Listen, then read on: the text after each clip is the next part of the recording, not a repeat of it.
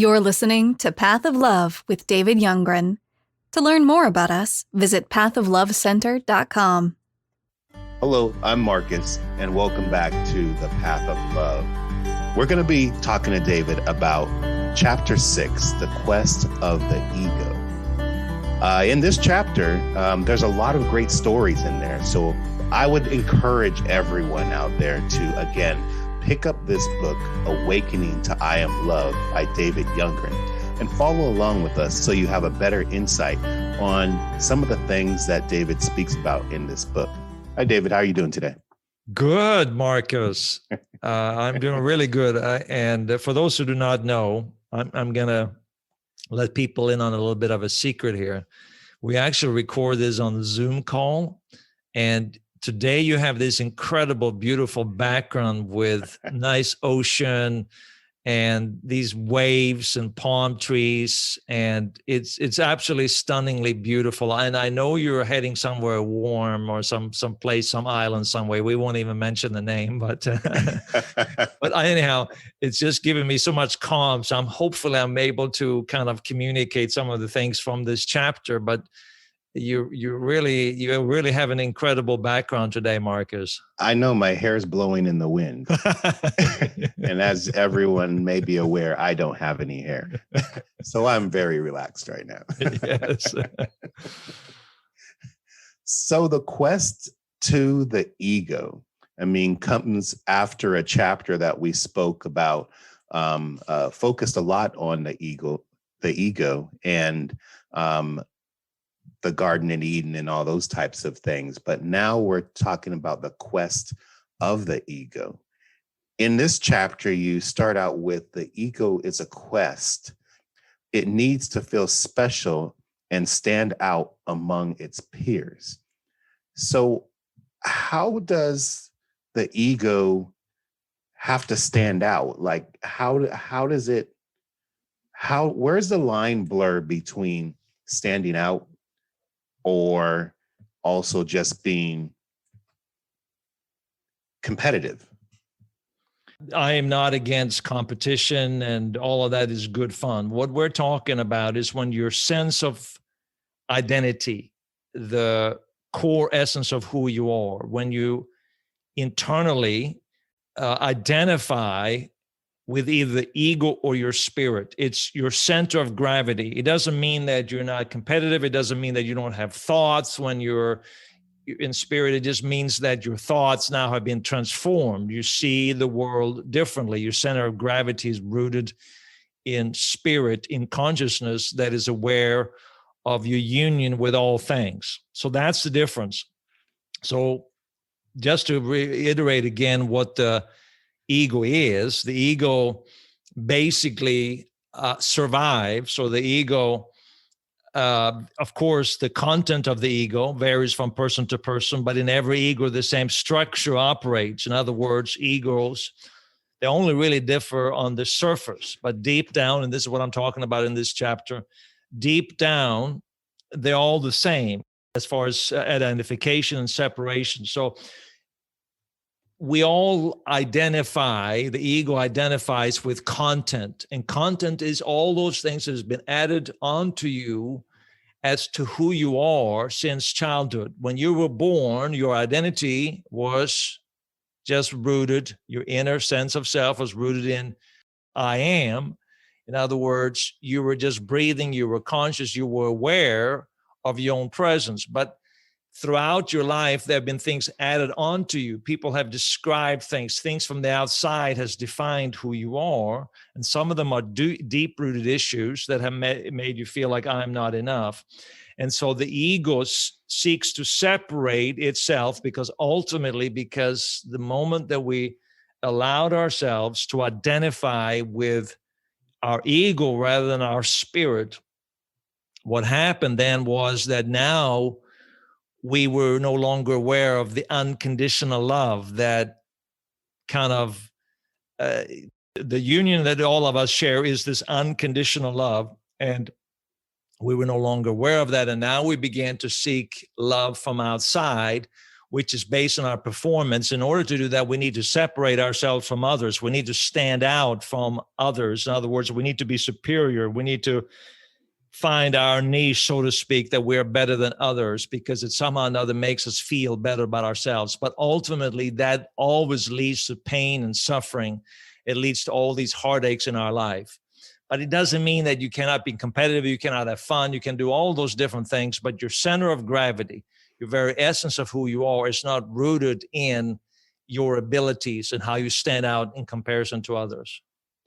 So you also say the ego pursues whatever validates and strengthens its sense of self. And then you jump to culture has a pull on ego. Can you explain that? Yeah, obviously in the beginning of our life, family is very, very important. But then as we grow up, we live in a culture where we are taught certain values, certain ways of seeing things. So for example, we may come to a point in our life when, money is very important. Of course, in our society here, money is very, very important. So one way you establish your worth and value is by having more money than other people.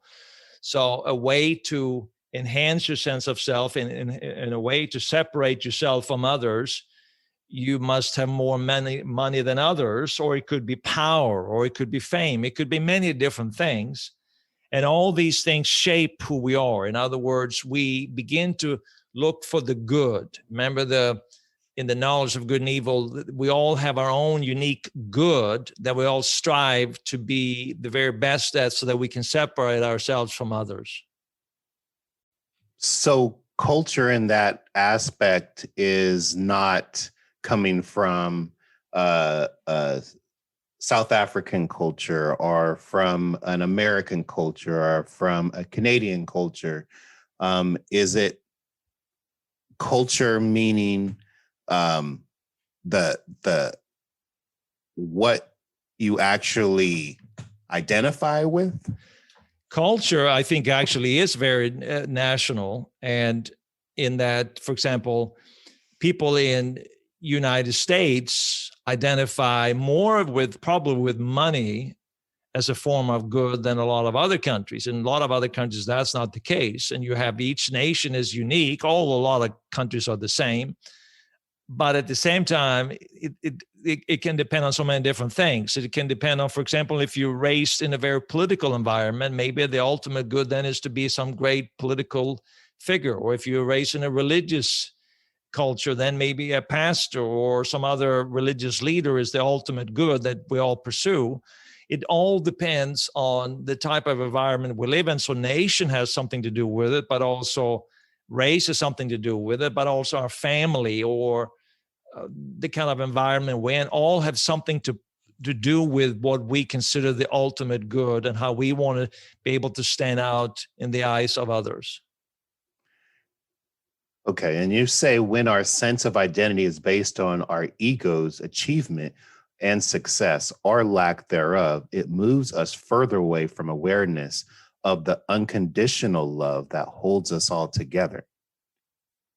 Because the ego always need to compare ourselves to others. And when you do that, you ultimately always do it because you don't feel like you're worthy enough. So you have to stand out. You compare yourself to others. For example, if I will compare myself to you, why do I need to compare myself with you? Because I feel like that's how I'm going to gain my worth and value. So let's say we had the same father. Let's say we were raised in the same family, you and I, Marcus.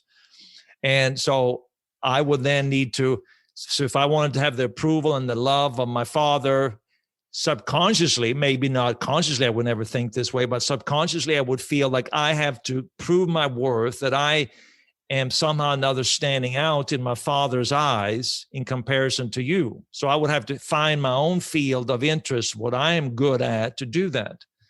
And that is not rooted in unconditional love. Because if I really was aware, if I really knew of unconditional love, I would never need to compare myself to you, because I would recognize that we're all one together anyhow. And then it goes on to your gifts and skills are then used to bring the beauty of life to the world around you instead of going into being it being used to overpower someone else, correct? Yeah, exactly. So we all have unique gifts and abilities. We all have certain skill sets. There are things that we can do that other people cannot do, and those are all valuable. Those are all incredible.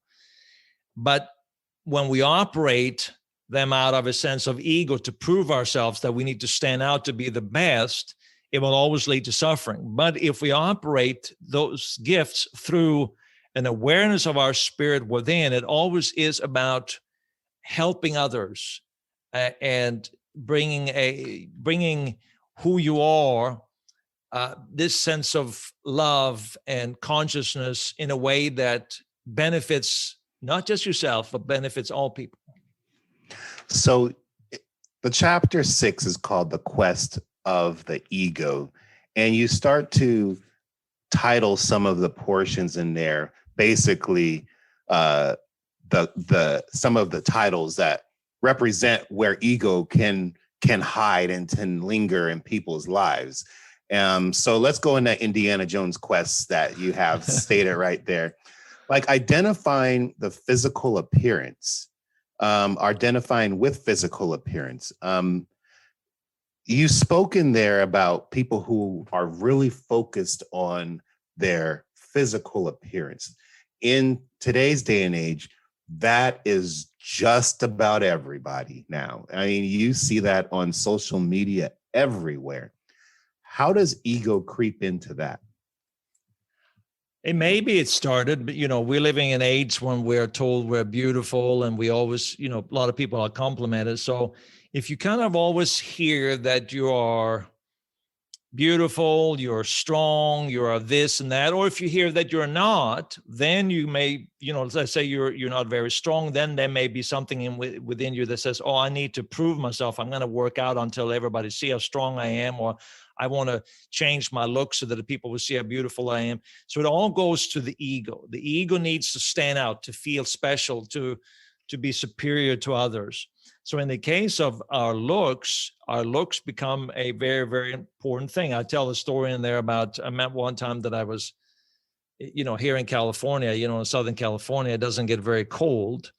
And, but every once in a while, maybe it dropped down to the 40s in the day. And then sometimes even to 30 degrees, at night. And for those who are not familiar with Fahrenheit, that's about 0 degrees Celsius and about 7, 8 during the day, something like that.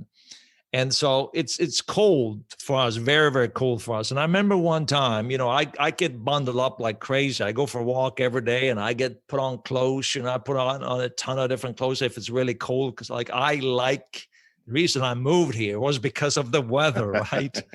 And so I bundled myself up. And in fact, I had my pool guy one time, he said to me, oh, you look like the Unabomber, because I was covered up and, sunglasses on, the whole thing.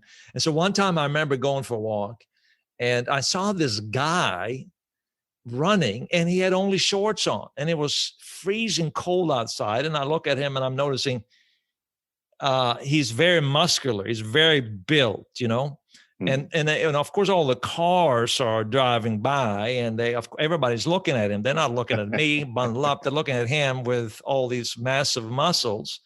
And I thought to myself, it's very interesting how, all of us like to stand out. It was another way to communicate. Look at me, look at me, look at me. Look how strong I am. And I don't know whether he thought that. I don't want to make that judgment, but it certainly can lead to that. But because at some point, all of us, especially if we focus on our beauty or if we focus on our appearance and our looks or anything like that, at some point, other people will be better looking than us. And if you are a famous influencer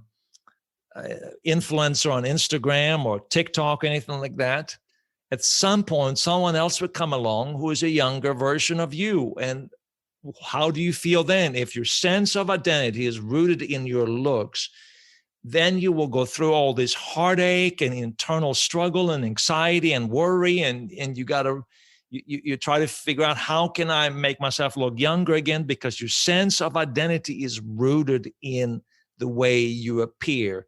And as I said, that will always lead to suffering at some point in your life, because eventually age and, the ability to metabolize, I guess, or be able to eat something and not gain any weight, eventually that might come to an end. And then what are the feelings you will go through? I like how you phrased it and said pain and anguish await anyone whose self-identity is based on their appearance, because age and bad breaks have a way of catching up with all of us. Exactly. It's so true. I mean, but how do you feel towards someone who's worked so hard to achieve that muscular physique or that great physique, and it makes them feel confident inside or makes them feel good inside? Is that the wrong foundation of confidence and good that they're depending on? To feel good should never be rooted in something as superficial as form or in the way we look. I think that that's a mistake a lot of people make. If we are truly rooted in our inner true self, if our confidence is in who we are, that's the most attractive quality any person can have. I believe that it gives you true confidence when you are truly confident in your inner self, who you are at the very core, that you are an expression of the divine, that you are love at the very core, that you're consciousness, that you are this presence, that all this other stuff are only content, additions that have been added on to you to somehow or another create a conceptualized self that separates you from others. But if we don't worry about that, if you're just free, you have tremendous confidence. So yes, we often create, and in fact, all of us do, we create personas, we create things that will cause us to stand out when we compare ourselves to others. And as I said, that would always lead to frustration, because if someone criticizes you, what happens then? Well, then we get full of anxiety. We get worried about that, or we become irritated, or we become depressed, or we begin to lash out at the haters. If someone says something terrible, like if you are on Instagram and someone makes a negative comment about you, it's amazing how some of the most famous people, I've seen that some of the most famous people who have millions of followers, someone posts something negative and they get all upset about it. Who is that person anyhow? It doesn't matter, because their sense of identity is wrapped up in how they appear, the way they look. Let's move on to that quest. And the next is the need to be right. This one is very interesting to me, because I know you related to a story of you being at a dealership, and it was a great analogy on there, but it also reminds me of relationships. And when you're speaking to your significant other, and they're wanting to be right, or you're trying to win a conversation, can you elaborate a little bit more on the ego in the need to be right? Yeah, maybe I should just briefly tell the story, because it's very personal. I'm basically talking about myself a little bit there, and because this is something that happened a number of years ago. And I was at the dealership and I had my vehicle, and I was obviously looking to get a new vehicle. And I was driving into the dealership, and this car sales guy came up to me, and he started, trying to start a conversation. You know how the whole ordeal works. They're trying to sell something, and I'm trying to pretend that I'm not really that interested, but at the same time, I am interested in, the little play, the game that goes on, right? And so this particular guy that came up to me was the same as the guy had sold it to me, although I didn't really remember him very well. But afterwards, I thought, no, that was the same guy who actually sold my last car to me. And he had this Scandinavian background. I could tell, I made a judgment about him, which is naturally what the mind does, made a judgment where he stood politically, by the way he dressed, the way he talked, the whole thing, right? So I have this preconceived idea who this guy is. And so he asked me, what do you think about the car? Which I know is a very what do you think about Acura? In other words, he's trying to get me to say, oh, I like this car, so that then he can lead to the next question, about selling me a car. So I understood that, right? So I said, I like the car, but I said, but I said, I'm a little bit disappointed with the GPS. So he said to me, well, that's strange. I never heard that before. And of course, immediately my ego, my first response is when I hear this is, well, he's implying that I'm the only one with the problem. So the problem is not really with the car. The problem is with David Youngren. There's something wrong with David Youngren. He is not enough. Remember how we talked about your subconscious, at your heart level, we all feel like we're not enough. And that's the root of the ego, that we need to prove ourselves. So at the heart level, I felt like, oh, he's attacking me, although he never used those words, but there was an indirect attack on me, that at least that's how I interpreted, that I was not enough. And so I just kind of, trying to be, which is another egoic trait, I'm just trying to be the bigger person here. And I just said, thank you, appreciate your help. Anyhow, I need to go. I got to leave here. And inside I was irritated, pulling out of there. And then he kind of came up to me, rushing up to me. And he said to me, roll down the window. So I'm rolling down the window. So he asked me again, I says, can you tell me again about what's wrong with the GPS? So I said to him, well, I said, let me just try it out here and you see how it works. So I said to him, I said to the GPS, I spoke to the GPS, I said, take me to this address in La Jolla. And you're familiar with Southern California, so you know where it is. And so take me to this address in La Jolla. I thought it was like Geneva, something. I don't remember the name of the street, but something like that. So then which was like 15 miles away, 20 miles away from where I was. So then on my GPS, an address in Idaho shows up. So I said to him, look, here's what I mean. So I felt like my ego felt the deep satisfaction that I was right. He had all these doubts about me. So then he kind of tells me, can you get out of the car? And I thought, well, he's very aggressive here. He wants me to get out of the car. And I said, I'm not getting out of the car. I'm thinking to myself. So I said, no, it's okay. I said, no, get out of the car. I said, no, it's okay. And then he mutters to himself and to me, maybe it's your accent. And when I heard that, my ego triggered in me, because he was trying to put me down. In other words, remember, I'm born in Sweden and, lived in Canada for a number of years and then moved here. So when someone says your accent, it kind of reminds you that you are not like the rest of the people, right? Like you don't fit really in. You're not like the rest of us here. In other words, and somehow or another, it feels like my ego interprets this, I am less. Remember, he didn't say that, but my ego interprets this, that he's putting me down, and he's putting down the way I speak. And he's making that the reason why. So I feel like my ego feels that it's being diminished by this other guy. So then my ego thinks very quickly that, oh, I am not going to be diminished by this sales guy. You see what I'm saying? Mm-hmm. Who is he anyhow? Like, does he know who I am? So I basically fired back in him in my most lawyerly voice. And I said to him, are you telling me that Acura doesn't make cars for people with my accent? Question number one. Or are you telling me that Acura is not capable of making cars for people like me? Question number three. Or are you suggesting that Acura doesn't want customers who, like me, are immigrants to this nation? And now you have to understand you have to understand a little bit about the political situation here, especially at the time. And so it was a very loaded 3 questions that I asked him.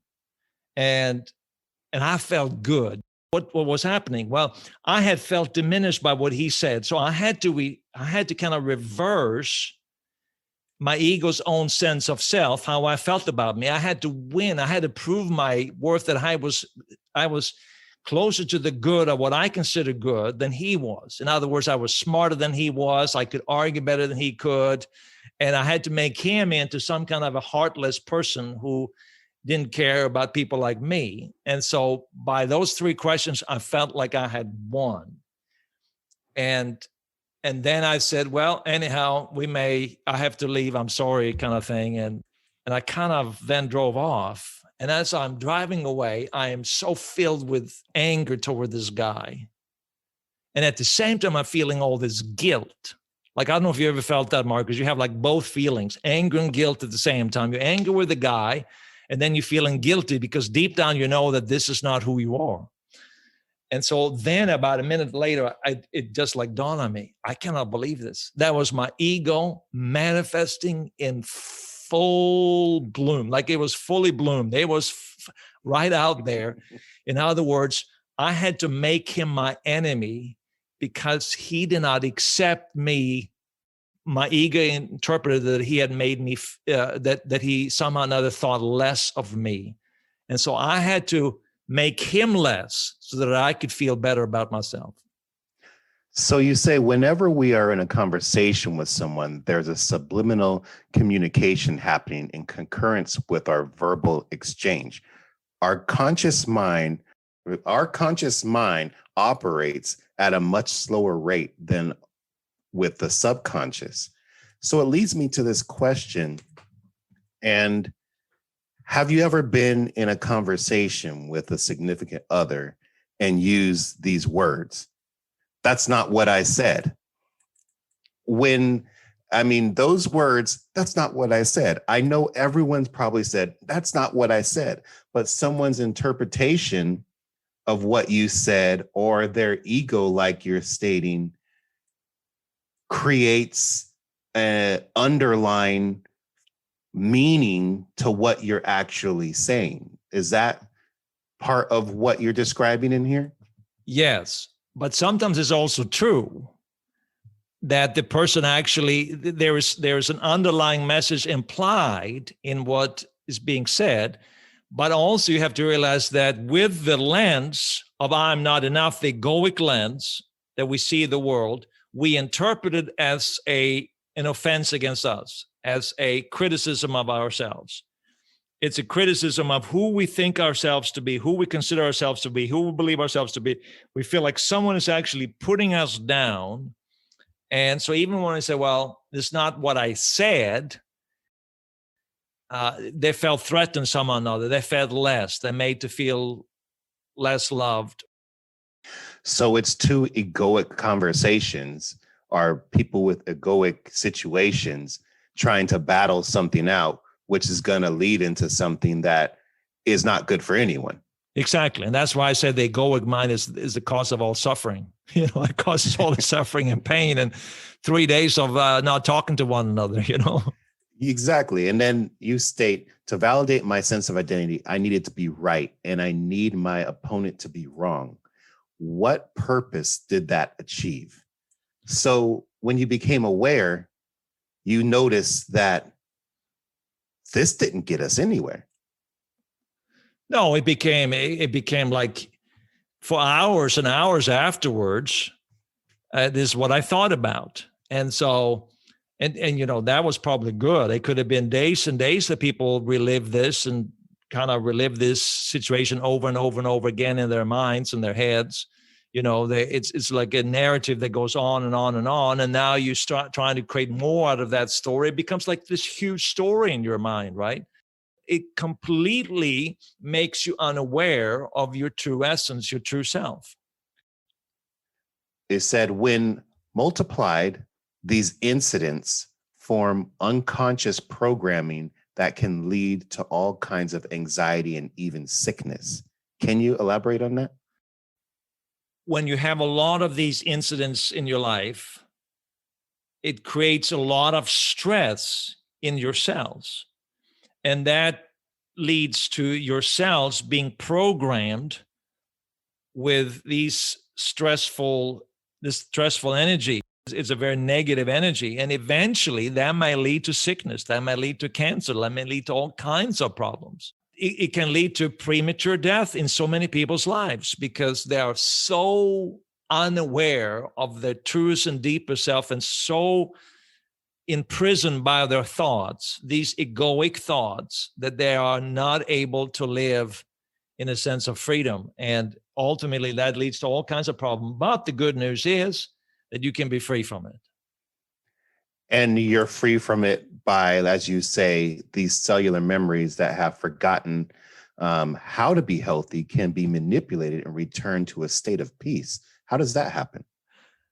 Well, by the same way they were programmed. So think about it. They were programmed through this egoic thinking, through the content that comes from the outside, from the mind. But if some of the people may listen to these other podcasts, it may probably make more sense to them. So I encourage people to go back and listen to it. But when you become aware of your spirit, when you're truly aware of that deepest self beyond thoughts, deeper than thought, when you come to that place of presence, when you're just aware, if you look at, for example, if you just take a deep breath and you're just aware of a flower, a bird, or a presence within you, even your breath, the more you do that, you become aware of this inner presence. And then you become aware of this divine reality. You become aware of God within you, and there's a sense of presence. And the more you're aware of that, the more your cells are now reprogrammed with life, and they're reprogrammed with peace and love, and that transforms your health as well, as the power to transform your health over a period of time. Do you feel that this can work through meditation?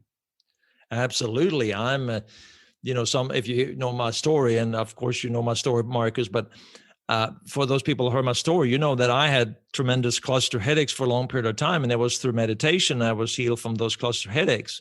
And there are many other things in my life physically that have completely changed because of meditation. And it's a proven fact. I mean, scientists are proving that meditation is the cause of lowering blood pressure and has so many health benefits to it. And that's, like you said, reprogramming the subconscious with love, pretty much. Exactly. You could certainly say that. So next on our quest, we're going to complaining and the role of the victim. This one is interesting because it goes into someone always complaining or being a victim or feeling that they're a victim in a situation. Can you talk on that? When feelings of unworthiness and failure are etched into our subconscious, the ego then creates another false self that we commonly refer to as the victim. In other words, people say, people are against me, I get no breaks, or, no one has experienced what I have, no one has suffered like me, no one has this kind of sickness, I'm the only one in the world with this kind of sickness, only 3 people who have this, and, I have more pain than anybody else. So we no one had that kind of failure like I did. And what does that do? It strengthens this self-imposed identity as a victim. We feel like, it fortifies our role as a victim, and we begin to complain as a result of it. Yeah, you say the most common way the ego fortifies its role as a victim is by complaining a lot. But what about the people who may have been victims of certain things? Of course. And many people have been victims of many, many different things, and there's no denying that. But if you then perceive yourself as a victim, if that becomes your identity, it's only going to perpetuate the pain and the suffering in your life. So, for example, if you suffered something 20 years ago, you can't change that. And a lot of people have obviously trauma and going through a lot of different things. But that's not your reality today. The only way it lives on is through the stories that we tell ourselves or through the trauma that has been literally programmed into our subconscious.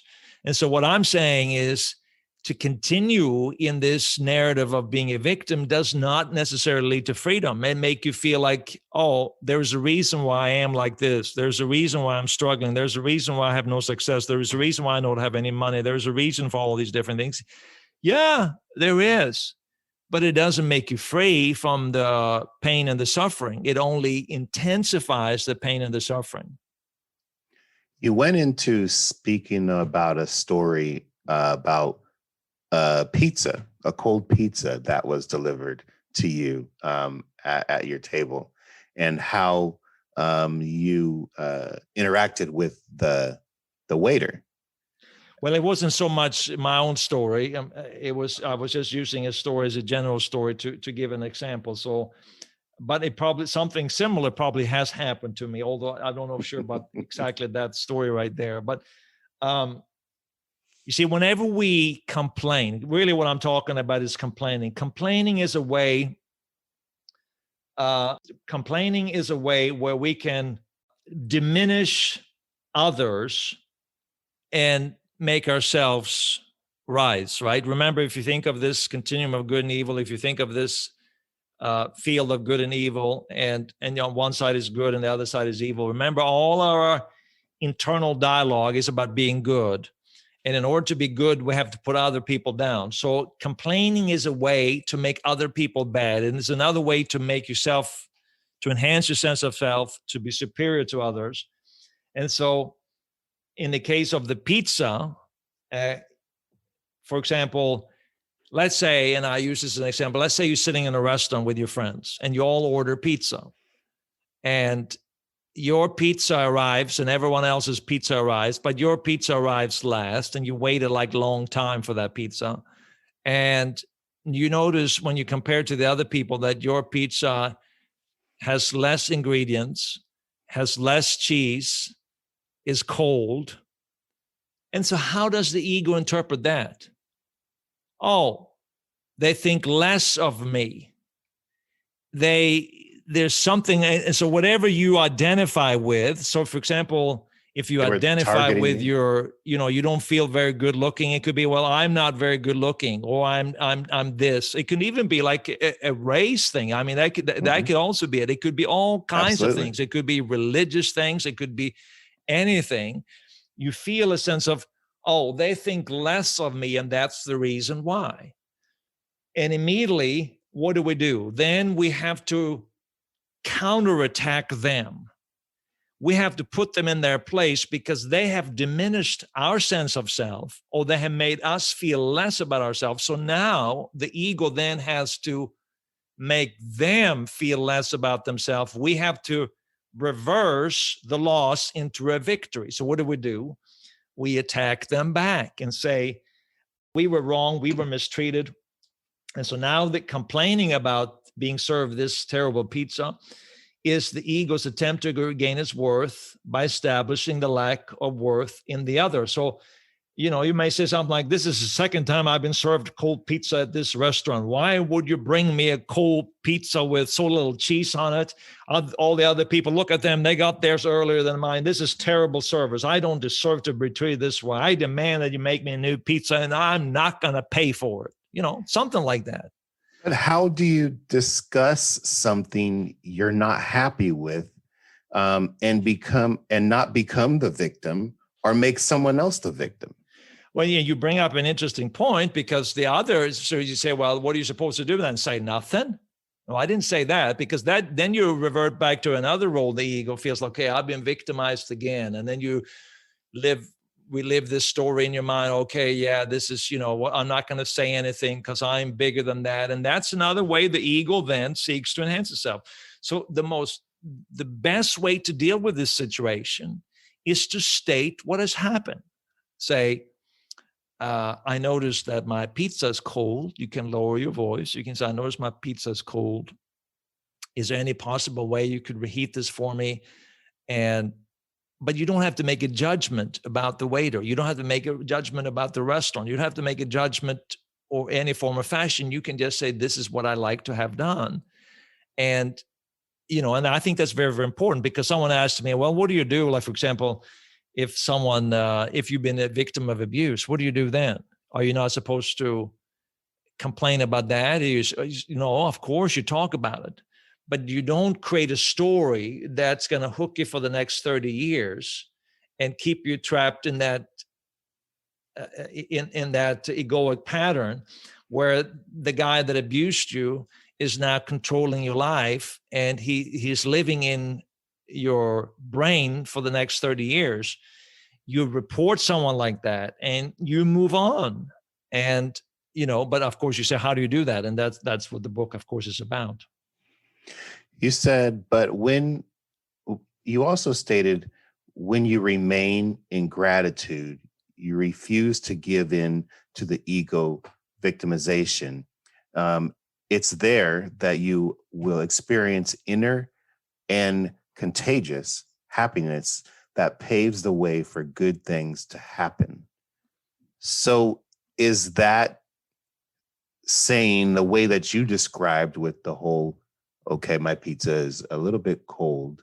I understand you guys are busy. Do you mind taking it back and taking care of that for me and bringing me out a more appetizing piece? I mean, it seems You like there's said more that a lot power. better. You articulated that a lot better than I did, by the way. It seems like there's more power in that than yelling. Is that correct? Of course, because your energy is positive. Because here's what happens when you complain about something, you poison your state of consciousness with unhappiness because the ego associates victimization with sadness. The subconscious makes the case, I have the right to be unhappy because I've been wrong. But when you remain in the place of gratitude, you just accept what is. It is what it is. It happened. You just accept it without making a judgment about it. You just stay in a place of gratitude. You just stay present in the now. You allow yourself to just identify with the waiter in a way, or the waitress. You identify without making a judgment, and it frees you. It makes you, it brings such wholeness to your life. And ultimately that leads to so much good. It feels like you're not allowing someone else to have the power to move your stance or even your emotion or move your feelings. You're not giving someone else that power to do so. You are in complete control of the way of your happiness. No one's going to change my happiness. Yes. At the same time, it's also the moment that you feel like I am keeping myself in control. That can also be the ego to some extent. I'm not allowing anybody to gain the control of me, because then you're making there's an implied judgment that the other person has done you wrong. And I'm not going to let that person steal from me, or I'm not going to let that person put me down. And so that can also be the ego. That's just a more subtle way for the ego to rear its ugly head. But when you truly come to that point of peace, then things may happen. But it is. You just accept what is. It's a present moment. It happened. The next moment, it's not there anymore. And the more you can just stay in that place of inner gratitude, stay in that place of being aware of your truest and deepest self, when you are conscious of the beauty of life, the aliveness within you. If you come to that place of inner stillness, you don't need to prove anything anymore. It's just the natural outcome. It's not that you feel like I don't need to prove anything anymore, but it's just a natural outcome. You are fine. You're okay. It is what it is. And you explain that in one of your final stories in this chapter about the airline. And it's funny to see how the outcome of that story came about. And during that whole situation, you could have gone off. You could have been extremely upset because it didn't work out in your favor at that moment. Can you elaborate on that story? Yeah, no, I had to read this today. Before we have our podcast, before we record, I have to read, and of course, sometimes you forget what you wrote about, because it's been a couple of years since I wrote this, and so I remember that story quite well, and I relived it as again today. And I was flying, and I have been doing a lot of flying over the years, and I remember I was flying from Amsterdam to Los Angeles, which is an 11-hour flight. And, when you've been flying, especially I'm 6'5", so I'm pretty tall. And so when you fly a lot, it's not very comfortable to sit in a economy seat coach, especially if you're flying for 24 hours, if you're flying from some other part of the world, and then you fly all the way to Los Angeles. So you don't want to do that. So sometimes I just go and ask, I say, listen, can I can I purchase an upgrade? Because generally they sell upgrades a lot cheaper. Right? Sometimes I use points. So I went and I asked when I arrived, I actually went to the airport early and I said, is it possible for me to buy an upgrade? And so they told me how much it was going to cost and how many points I would need to use. So there was a little combination with points and money. So I said, okay, I'll do that. So then they said, okay, they looked at the screen and they said, okay, well, we can't do it here. You have to do it on this other place. So I went to that place and I stood in the line up there for a while. And then I told them the same thing again. And so I'm sorry, you can't do it here. You actually have to do it on the gate side. If you go into the lounge and you speak to somebody there, they will be able to help you. So of course I went through there, and that was another 20 minutes of, getting through, security. And then I got into the lounge and I get my, there was a line up there. So I get this little thing in Europe. They have these little tags, like the number or whatever. So your number like A16. So finally my number was called and I get up and I tell this same staff member my situation and I wanted to. She said, okay, that's fine. And she says, yeah, I have a couple of seats left. All good. Give me your credit card and give me your thing. And then she's talking to someone on the phone, and then for a few minutes, and then she comes back and she says to me, sorry, sir, but there's no more seats. The last two seats, someone just bought them right now.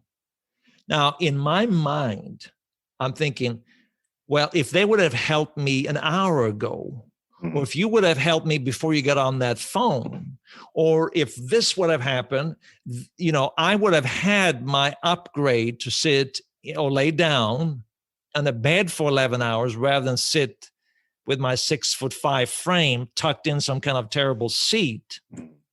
This is what my first reaction was, but it's not how I felt. Thank God that's not how I responded, because I was so filled with this awareness. I was so filled of this awareness of this presence within me that instead of reacting that way, I had tremendous compassion for her, because I could sense that she felt so bad. She knew that she had done something wrong. So I was filled with compassion for her. And I responded with kindness. I said, don't worry about it. It's okay. It happens.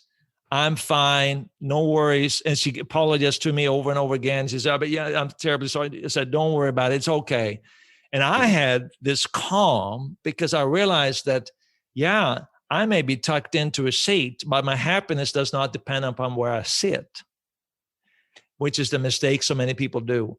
And so then I got to the gate and I'm standing there waiting to board in my terrible economy seat, but I had this incredible peace and I had this incredible sense of joy and calm, and everything is fine. And, I'm not complaining, because a lot of us, we fly economy, so we know what it's like, and it's not exactly the most fun thing. But then I hear over the loudspeaker, Mr. Youngren, come to the gate or come to the front desk. And I went there and the lady hands me a boarding pass to sit in the premier business class with a flat bed seat. And I thought, I wonder if I have to pay for this. I wonder if they charge me for this. And I realized, no, they never charged me for this. There was nothing there. And I thought about it when I was sitting up on the airplane later on. If I would have got all upset, if my ego would have all been stirred up, if I would have been all angry and I would have lashed out to them and told them how wrong they were and how they had mistreated me and all how unfair it was, I doubt that lady, the staff member, would have done anything. But somehow or another, this lady that I dealt with who felt so bad, she did everything she could to make sure that I got a seat up at the front. And so that's what I'm saying. When you remain in the place of gratitude, rather than allowing the problems to just get to you, when you remain in that place of saying, I am not going to allow my ego to get involved. I'm not going to feel diminished by what someone else does to me.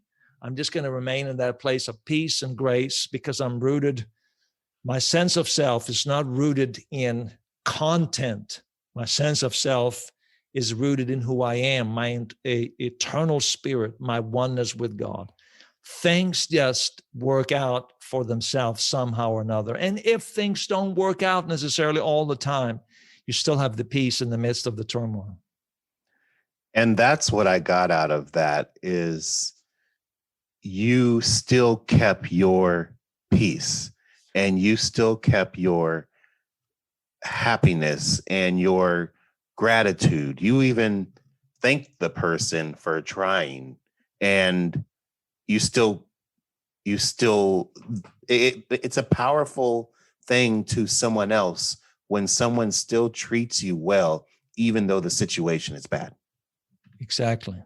When you treat people well, when you're forgiving, when you see beyond people's mistakes, because you recognize we all make mistakes, and you see beyond their mistakes, you see them for who they are. They're one with you on a very deep level. Even scientifically, quantum physics confirmed this. We're one at a very deep level, atomic level, we're one. When you begin to realize that at the core, we are one, it just frees you from all this suffering and pain that we create for ourselves because of the ego. And it puts you in that different category that you stated in chapter 3. And it seems like that's where what you were stating. It puts you in this Christ-centric state where you can walk and just be aware and just be you and just be free and just love and just live happy and live your best life without a care and a worry, and everything works out for your good. And if it doesn't even work out at that moment, you still stay along those lines of being happy. If you remain in this place of peace within, it will improve your health and improve so many things in your life. It doesn't mean that nothing bad will not happen, but still you will live free. And when things happen that is bad, you're still fine in the long run. You're still fine. Even to die, is just the beginning of a new chapter. Mm-hmm. Sometimes you have to die. Jesus proved that to die before death is really how to live. Lastly, you stated, while the ego is never content with now and thus complains, gratitude is in fact the language of love that keeps you at peace with what is. And what is can mean so many different things. It can mean everything. What is what is right now. So what is right now for me and for you? We are talking to each other. We're completely present. At least I'm not thinking about tomorrow. I'm not thinking about yesterday. I'm not thinking about anything except that I'm present with you. And that's what I mean, what is. All that you ever experience is always now. So what was now yesterday is no longer now. It's no longer what is. What is right now is you. The most important person is, to me, is the person that I'm speaking to at the moment. And that's what I mean when I say what is.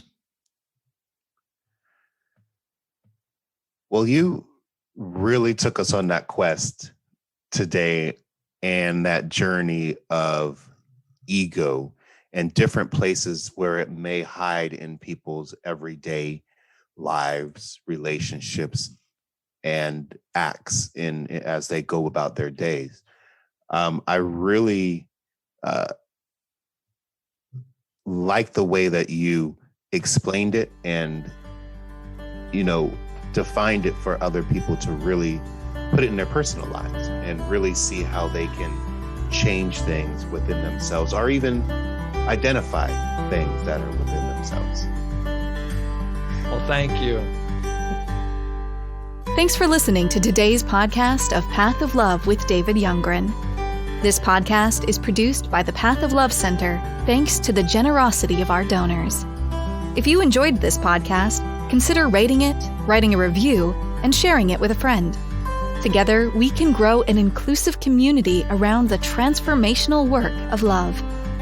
To learn more about Path of Love, and get daily wisdom seeds sent to your email inbox, visit pathoflovecenter.com. You can also download David Youngren's guided audio meditation, Healing Stillness, for free at our website. From all of us at Path of Love, may love, joy, and peace be with you always.